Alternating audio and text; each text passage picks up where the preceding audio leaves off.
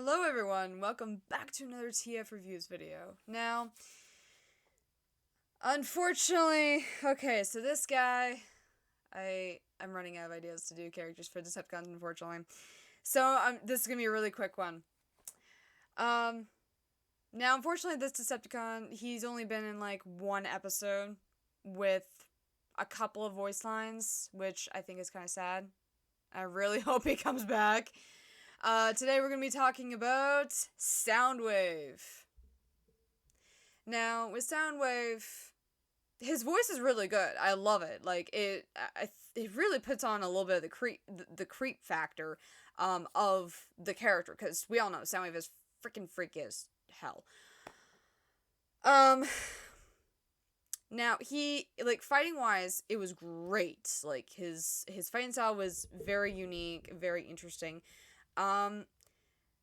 What I also liked about him was in the episode Decoy, of course, is the only episode that he actually shows up in, which is kind of disappointing. Well, that actually has lines anyway. That's not just a background character with nothing to say.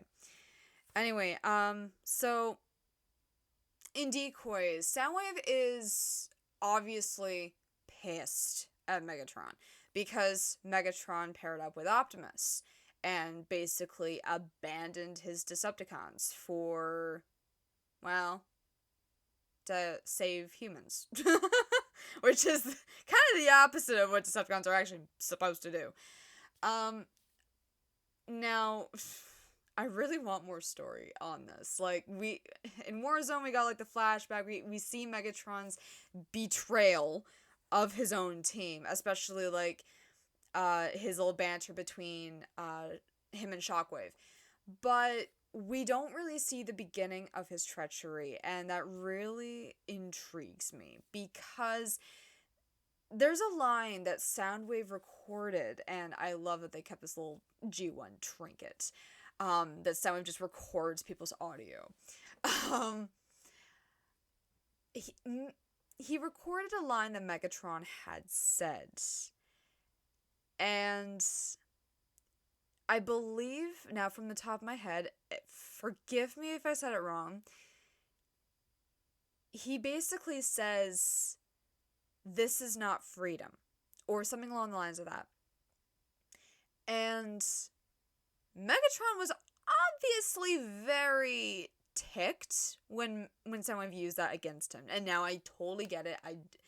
I hate it when people use my own words against me. I understand that. So I understand that part of him being pissed.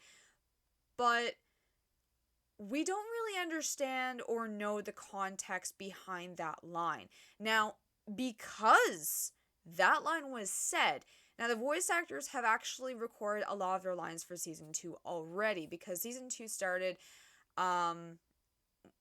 in the recording phase, I believe, a couple of months ago. Because that line is in Decoy, that makes me wonder, are we going to see in season 2 a flashback of Megatron's betrayal? Because that would be awesome. And I really want to know why Soundwave, obviously, is so hurt behind it. Because, well, we all know Soundwave was, like, Megatron's number one, beside Shockwave.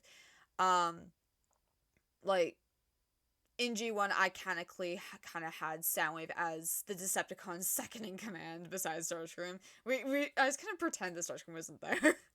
Only because Soundwave was just so savage in some of those episodes. And he's being savage again, and I love it. But, like, I want to know more story.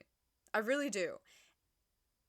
And obviously, the cassette bots, they're obviously pretty hurt that Megatron kind of just abandoned them.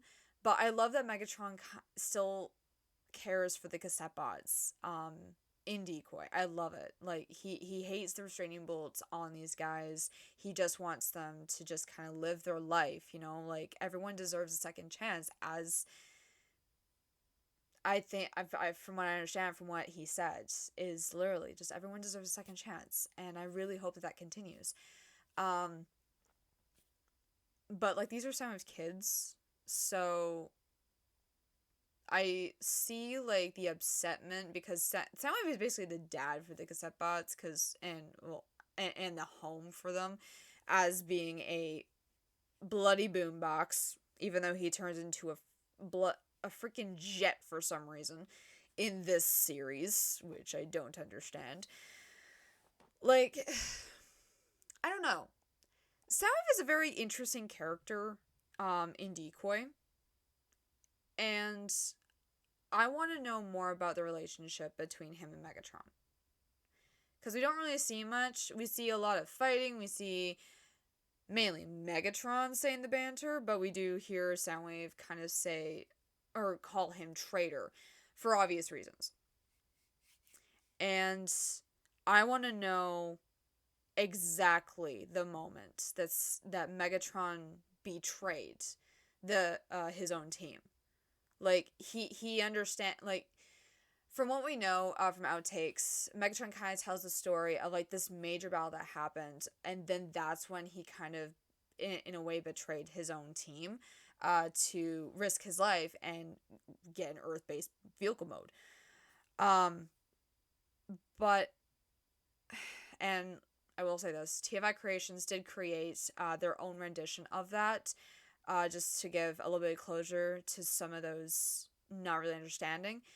But I want to see it in Earthspark. I want to see it the way the director sees it. Like, yeah, we get to see a little bit of that battle, but I want, like, I just want to see, like, who pushes him. I mean, we all think it's Optimus, right? We all think that. But maybe it wasn't. Maybe it was his own thinking that pushed him towards it, or Starscream just being a blasted tool towards him, like, and then Megatron's like, no, I'm out of here. But Soundwave seems the most hurt, and that makes me think, was Starscream actually the second in command of the Decepticons, or was it actually Soundwave? And that means Megatron will be telling his little secrets to his second in command, aka, at this point, I'm guessing Soundwave. And I want to know more about it. So, yeah. Like I said, this is going to be a quick video because, like I said, there's not really much to say about Soundwave besides that. But I do want to hear your guys' thoughts and theories in the comment section below to see what your thinking is. That's pretty much just my theory, and that's just my very short review on the character from what we have seen anyway. Because unfortunately in the later episode, or in another episode where the Decepticons just kind of all break out, we see him then, we don't see him ever again, which is upsetting. So, yeah.